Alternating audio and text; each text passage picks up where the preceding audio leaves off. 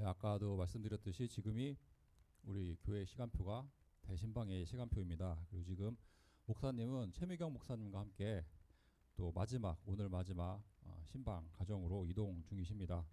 그래서 한 6시 좀 안 되면은 이제 대신방이 시작이 될 거고요. 그래서 목사님을 위해서 많은 기도 부탁드립니다. 오늘 신방이 4가정이 있어요.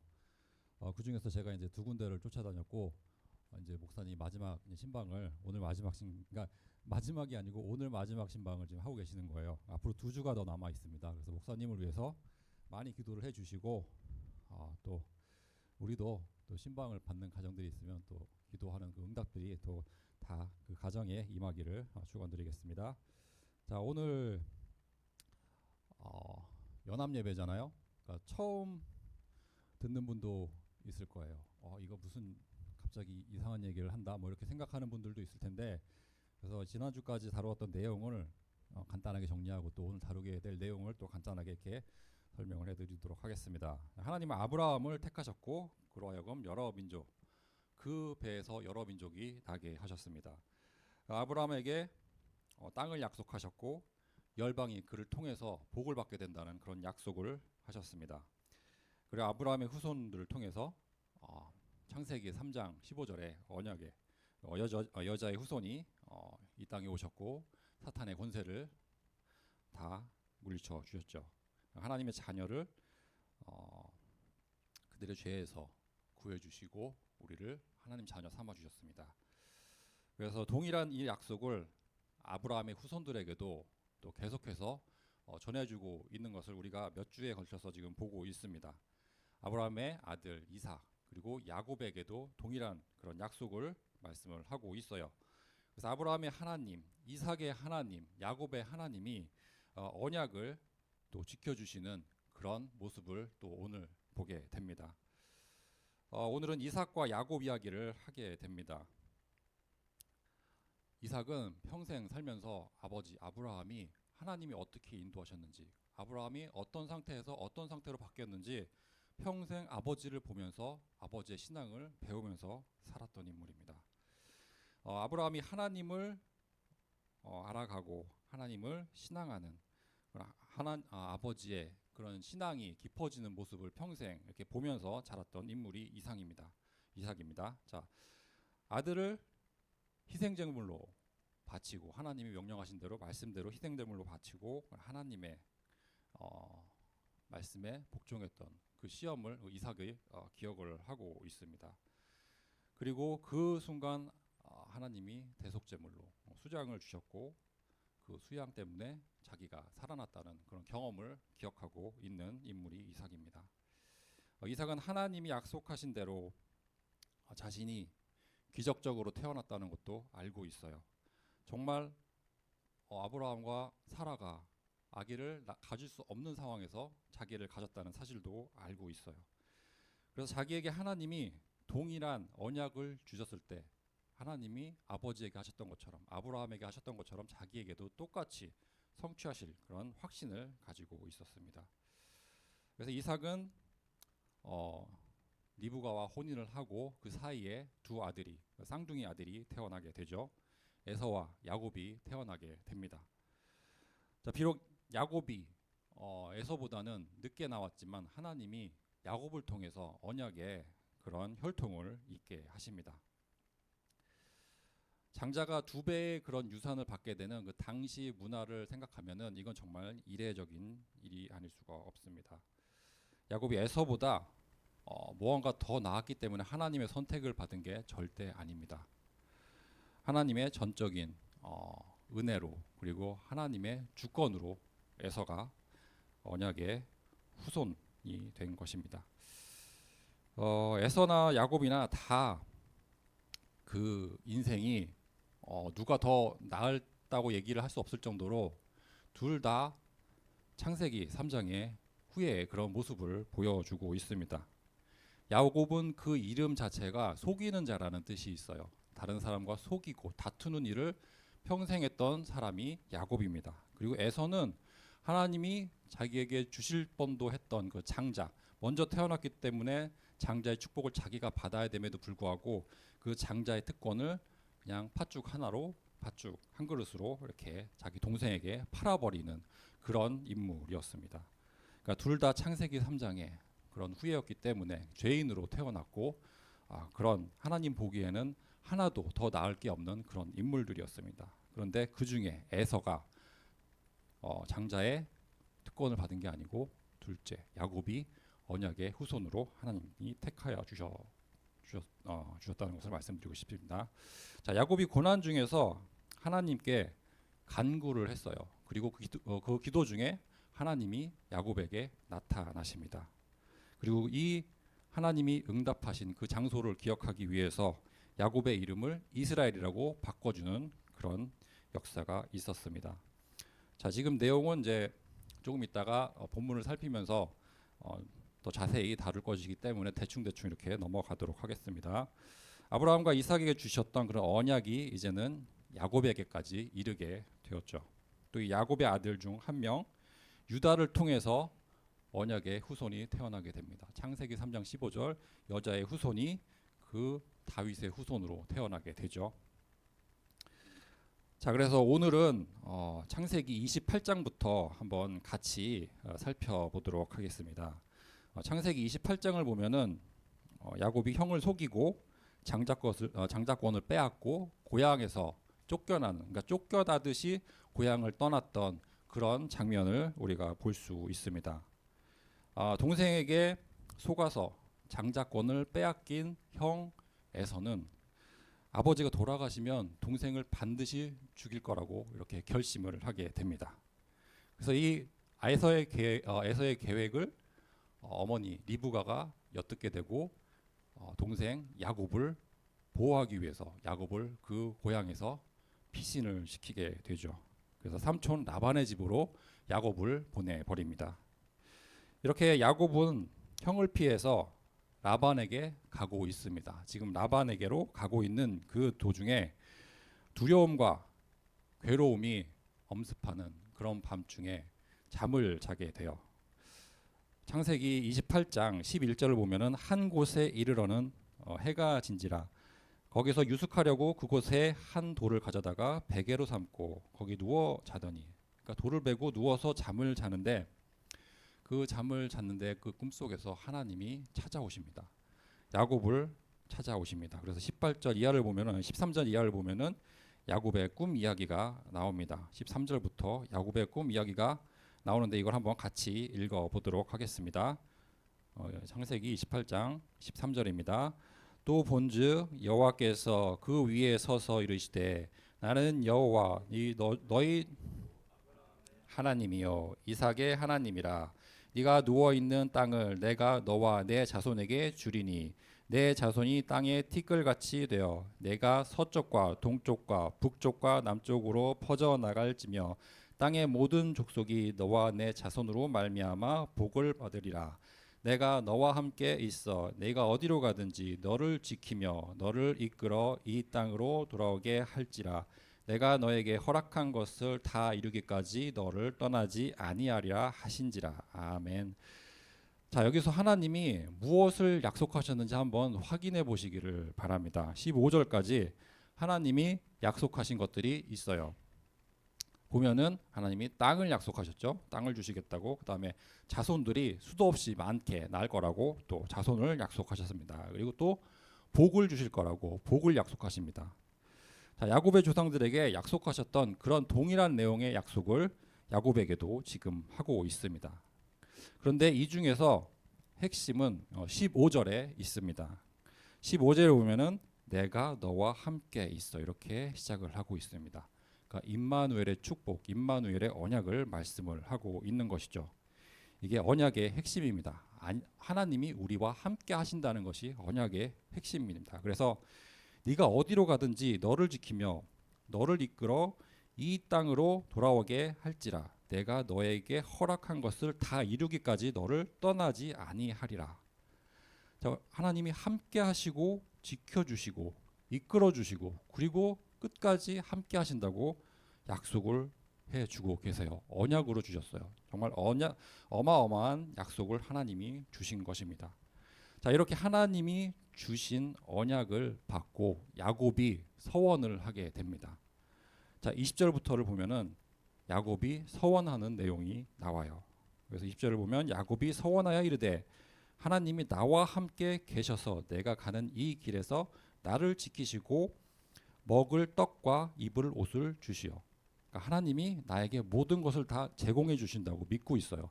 이삭에게 이삭 대신에 수양을 하나님이 대신 대속제물로 주셨던 것처럼 하나님이 이 인생을 통해 자기 인생을 통해 모든 것을 다 준비해 주실 거라고 지금 고백을 하고 있습니다. 21절을 보면은 내가 평안히 아버지 집으로 들어가게 하시오면 여호와께서 나의 하나님이 되실 것이요. 그러니까 먼저 하나님이 나의 하나님이 되실 것을 소원하고 있습니다.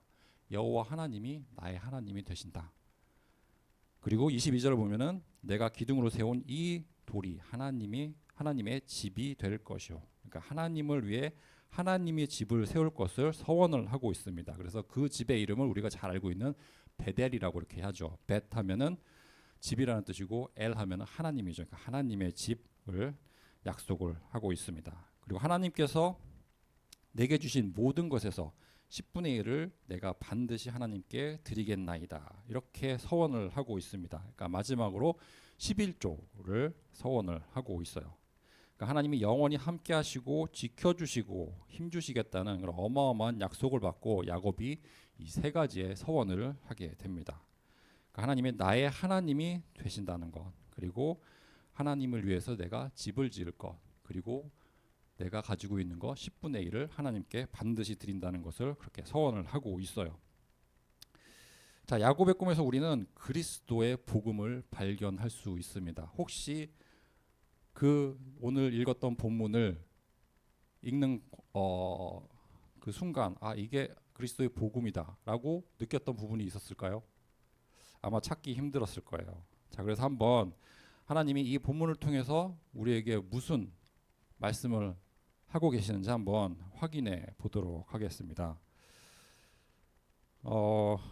야곱의 꿈에는 사다리가 나오죠. 사다리가 여러 가지를 상징을 합니다. 그러니까 우리는 지금 사다리라고 번역을 하고 있는데 이 단어가 창세기 11장에 나왔던 그 바벨탑을 가리키고 있는 단어입니다. 그러니까 이 사다리라는 단어를 보면은 창세기 11장 인간들이 지었던 바벨탑을 연상할 수밖에 없어요.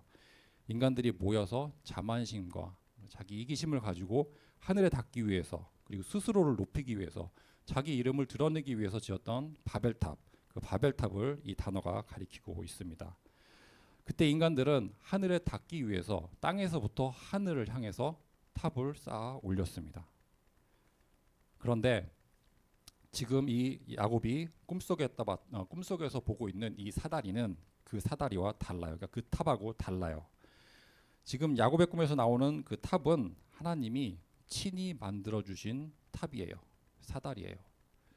하늘에서부터 땅으로 내려왔습니다. 그러니까 땅에서 하늘로 향해서 쌓아 올린 것이 아니고 하나님이 친히 하늘에서부터 땅까지 내려주신 사다리입니다.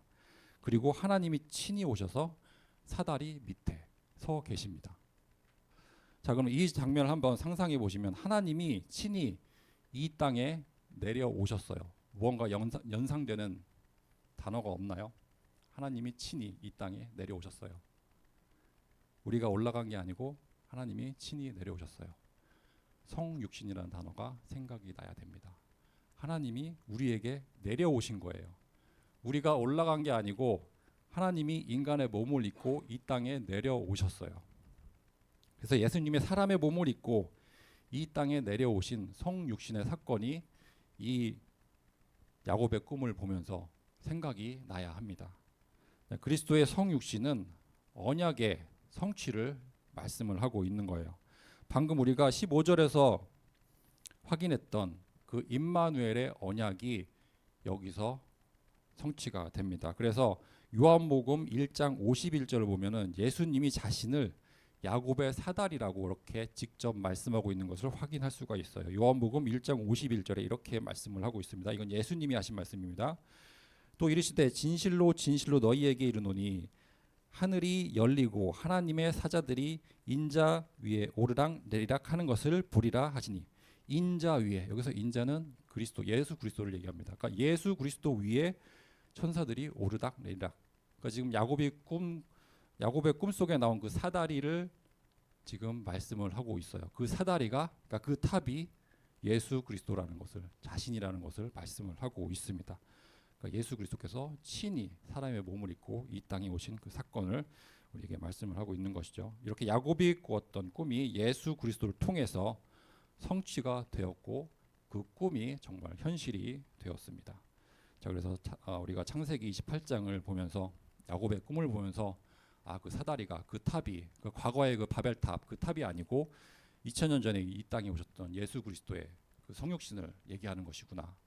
그런 묵상이 되어져야겠습니다. 그다음에 두 번째로 창세기 32장을 보겠습니다. 자, 창세기 28장은 야곱이 고향을 떠나면서 하나님을 만났던 그런 장면이라고 하면은 32장은 야곱이 다시 고향으로 돌아가면서 하나님을 만나게 되는 그런 장면이 나옵니다. 창세기 32장 9절에서 12절을 같이 보겠습니다. 한번 9절부터 32장 9절부터 같이 읽어보도록 하겠습니다. 9절부터 12절까지입니다. 자, 야곱이 또 이르되 내 조부 아브라함의 하나님 내 아버지 이삭의 하나님 여호와여 주께서 전에 내게 명하시기를 내 고향 내 족속에게로 돌아가라 내가 내게 은혜를 베풀리니 하셨나이다. 나는 주께서 주의 종에게 베푸신 모든 은총과 모든 진실하심을 조금도 감당할 수 없사오나 내가 내 집 이 요단을 건넜더니 지금은 두 때나 이루었나이다. 내가 주께 간구하오니 내 형의 손에서 에서의 손에서 나를 건져내옵소서. 내가 그를 두려워함은 그가 와서 나와 내 처자를 칠까 겁이 나기 때문이니이다. 주께서 말씀하시기를 내가 반드시 네게 은혜를 베풀어 네 시로 바다에 셀 수 없는 모래와 같이 많게 하리라 하셨나이다. 아멘. 하나님이 주신 말씀이죠. 그러니까 삼촌 라반의 집으로 갔던 야곱이 이제 하나님이 말씀하셨던 것처럼 다시 고향으로 돌아가야 될 시간표가 왔습니다. 야곱은 삼촌 라반을 위해서 열심히 일했고 그 라반의 두 딸을 얻게 되죠. 그리고 11명의 아들을 낳고 이제 결국에는 12명의 아들을 낳고 딸을 한 명 낳는 그런 이제 장면은 아직 나오지 않지만 그렇게 야곱이 인도를 받습니다. 이렇게 야곱이 라반의 집에서 머무는 동안에 하나님은 야곱에게 정말 엄청난 그런 부를 허락해 주셨어요. 축복을 허락해 주셨습니다. 이게 10절 말씀이죠. 그런데 이제는 다시 자기 고향으로 돌아가야 할 때가 시간표가 왔습니다. 이게 9절의 말씀입니다. 그래서 다시 말해서 형 에서를 다시 봐야 하는 시간표가 온 것입니다. 그러니까 아버지가 돌아가시면 자기를 죽이겠다고 그렇게 맹세했던 형을 다시 봐야 하는 시간표가 다가오고 있습니다. 그래서 두려움과 절망에 휩싸이게 됐고 또 이번에도 하나님 앞에 기도를 하게 됩니다. 이게 11절의 내용입니다. 그래서 야복강 나루토에서 간절히 야곱이 기도를 하게 됐고 그때 한 사람이 야곱에게 나타납니다. 야곱과 함께 씨름을 하고 야곱을 이기지 못해서 야곱의 허벅지 관절을 치는 것으로 그 싸움을 끝내려고 했죠. 근데 야곱이 자기가 싸웠던 사람이 아니고 하나님이라는 것을 깨닫고 나서 그 하나님에게 축복을 달라고 간절히 구하는 장면이 나옵니다. 그리고 이때 하나님이 야곱의 이름을 이스라엘이라고 바꿔 주십니다. 그러니까 이스라엘이라는 말은 하나님과 다투어 이긴 사람이라는 뜻이에요. 하나님과 싸워서 씨름해서 이긴 사람이라는 뜻으로 이스라엘이라는 그런 단어를 하나님이 이름을 주게 됩니다. 그리고 이 이스라엘이라는 이름이 성경에서 최초로 등장하는 구절이 바로 이 구절이 되겠습니다. 그래서 지금까지 야곱의 인생은 다툼과 갈등으로 가득 찼던 그런 인생이에요. 그러니까 어머니 뱃속에서도 쌍둥이 형과 다투면서 나왔어요. 그래서 형이 먼저 나가니까 그것을 가만히 두지 못하고 형의 발꿈치를 잡고 나왔다 해서 야곱이라는 단어가 또 붙게 됐죠. 장자권을 두고도 형과 다투게 됐습니다. 그냥 있으면 하나님이 그 언약대로 하나님이 장자권을 주실 텐데 그걸 기다리지 못하고 그걸 믿지 못하고 자기 인본주의를 쓰다가 정말 큰 일을 당하게 됩니다. 자기를 죽이려고 했던 그 형에게로 이제 다시 돌아가야 되는 시간표가 이제 다가오고 있습니다.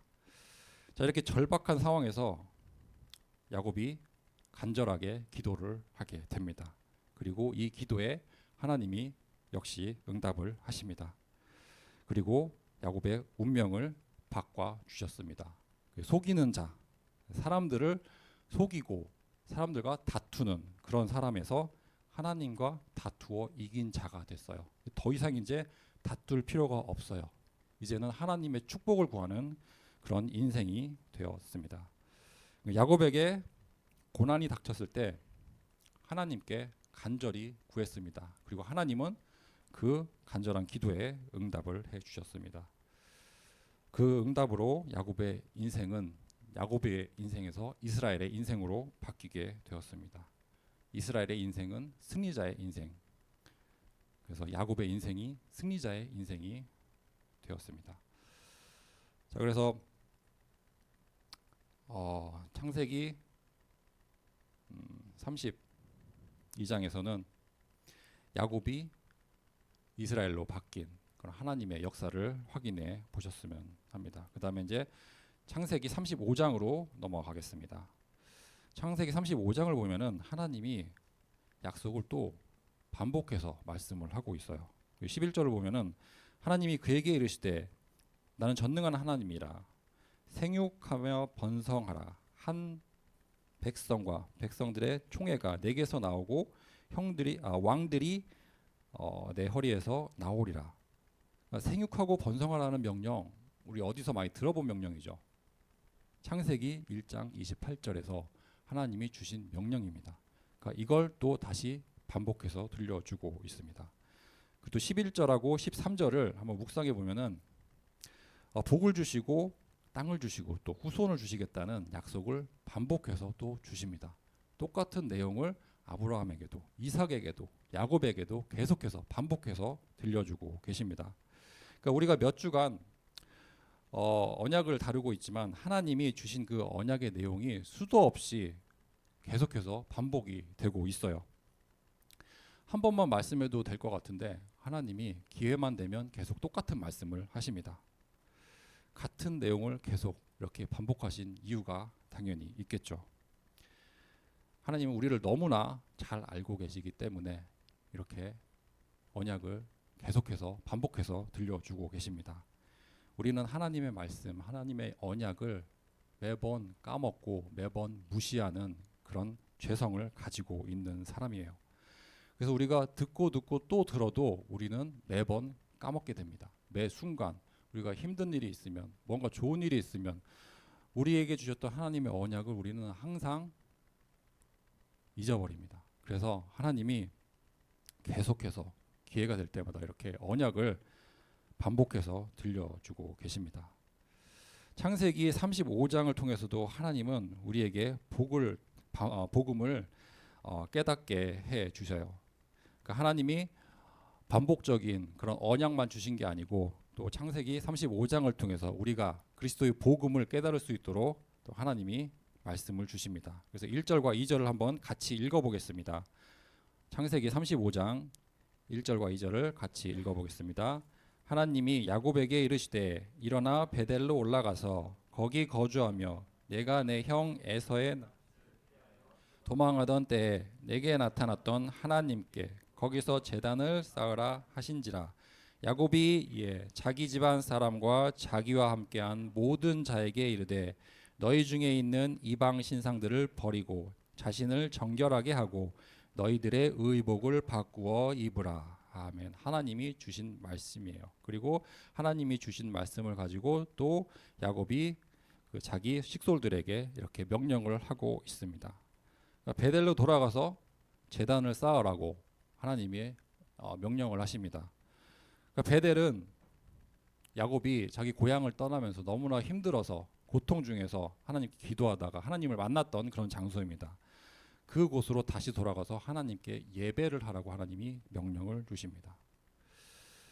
그리고 2절에 보면은 하나님의 명령을 듣고 자기가 거느리고 있던 그런 모든 사람들에게 또 야곱이 명령을 내립니다. 이렇게 명령을 하죠. 이방신을 버리고 그리고 자신을 정결하게 하고 그리고 의복을 바꾸어 입어라. 이 세 가지가 이 35장을 통해서 하나님이 우리에게 주시는 그리스도의 복음의 말씀입니다. 그러니까 신상, 이방 신상 버리고 자신을 정결하게 하고 의복을 바꾸어 입어라.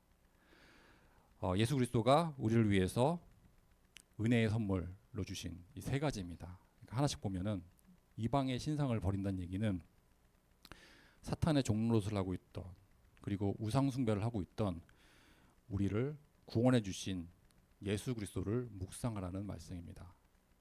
그러니까 우리는 사탄의 종노릇을 하고 있었고 우상 숭배를 하고 있었고 딴 것을 섬기고 있었던 우리가 아직 죄인 되었을 때 우리에게 찾아오셔서 우리를 구원해 주신 그 예수 그리스도의 그런 공로를 묵상해 보라고 말씀을 하시는 것입니다. 그리고 두 번째, 자신을 정결하게 하고, 그러니까 우리가 죄인 되었던 그때 우리에게 오셔서 우리를 의인으로 만들어 주신 예수 그리스도를 묵상하라는 말씀입니다.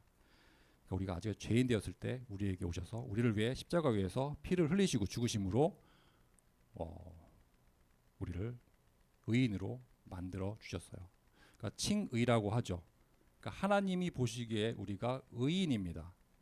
하지만 법적으로는 의인이지만 실제적으로는 우리에게는 아직 죄성이 남아 있어요.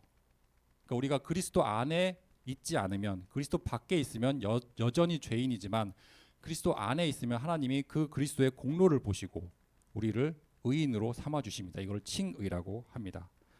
자, 그다음에 세 번째로 의복을 바꾸어 입어라. 우리 안에 역사하는 성령의 능력으로 우리의 옛사람, 옛체질 벗어버리고 우리의 새 사람을 입게 해주신 예수 그리스도의 그런 공로를 묵상하라고 이렇게 말씀을 주고 계십니다. 그래서 이 모든 역사가 예수 그리스도의 십자가 보혈의 공로로 우리에게 거저 은혜로 우리에게 주어졌다는 그런 사실을 묵상하라고 이 말씀을 주신 것입니다. 자, 우리가 구원을 받고 의인이 되고 새 사람이 되는 이런 하나님의 놀라운 역사가 예수 그리스도를 통해서 이루어졌다는 사실을 우리가 기억하라고 이 말씀을 주고 계십니다. 자, 오늘 다루었던 성경 구절들을 한번 묵상하시면서 그 속에서 우리가 발견했던 예수 그리스도의 복음을 한번 묵상하고 누리는 시간으로 인도 받으시기를 축원드리겠습니다. 자, 여호와 하나님은 언약의 하나님이십니다. 언약을 선포하시고 그 말씀대로 이루시는 분입니다. 언약을 주시고 지키고 우리를 보호해 주시는 그런 하나님, 그 능력을 가장 잘 표현했던 그 시편 121편을 오늘 함께 읽어보았습니다. 그래서 다시 한번 이 121편을 한 목소리로 읽고 이렇게 예배를 마치겠습니다. 자, 우리와 늘 함께 하시고 우리를 지켜주시고 우리에게 능력 주시고 인도하시는 그 언약의 하나님이 시편 121편에 너무나 잘 노래가 되어 있기 때문에 같이 한 목소리로 읽고 제가 기도하고 예배를 마치도록 하겠습니다. 1절부터 읽겠습니다. 내가 신을 향하여 도움이 어디서 올까? 나의 도움은 천지를 지으신 여호와께서로다. 여호와께서 너를 실족하지 아니하게 하시며 너를 지키시는 이가 졸지 아니하시리로다. 이스라엘을 지키시는 이는 졸지도 아니하시고 주무시지도 아니하시리로다. 여호와는 너를 지키시는 이시라. 여호와께서 내 오른쪽에서 내 그늘이 되시나니 낮의 해가 너를 상하게 하지 아니하며 밤의 달도 너를 해치지 아니하리로다. 여호와께서 너를 지켜 모든 환난을 면하게 하시며 또 내 영혼을 지키시리로다. 여호와께서 너의 출입을 지금부터 영원까지 지키시리로다. 아멘. 기도하겠습니다. 사랑의 하나님, 감사합니다. 오늘도 이삭과 야곱에게 주셨던 그 언약을 묵상하며 하나님이 우리에게 주신 언약을 또 한번 묵상하게 해주심을 감사합니다. 야곱의 꿈에 찾아오셨던 여호와 하나님이 성육신하여 이 땅에 오셨고 영원히 우리와 함께 하시는 임마누엘의 언약, 그 언약을 성취해 주심을 감사합니다. 평생 속이는 자로 다투는 자로 살았던 야곱의 인생을 승리자의 인생, 이스라엘의 인생으로 바꾸어 주신 하나님이 지금도 우리의 기도를 들어주시고 그 기도에 응답해 주실 줄로 믿습니다. 우리가 아직 죄인 되었을 때 하나님 자녀 삼아 주시고 의인으로 여겨 주시고 새 사람을 옷 입게 해 주심을 감사합니다. 우리는 연약하고 부족하며 언약을 놓치고 살 때가 많습니다. 나의 도움은 천지를 지으신 여호와께 나의 도움은 천지를 지으신 여호와께서로다. 이 고백이 나의 신앙 고백이 되게 하여 주옵소서. 나의 믿음을 지켜주시고 힘 주시고 능력 주시고 무엇보다 성령 충만을 허락해 주옵소서. 이 모든 말씀 우리 주 예수 그리스도 이름으로 기도드립니다. 아멘.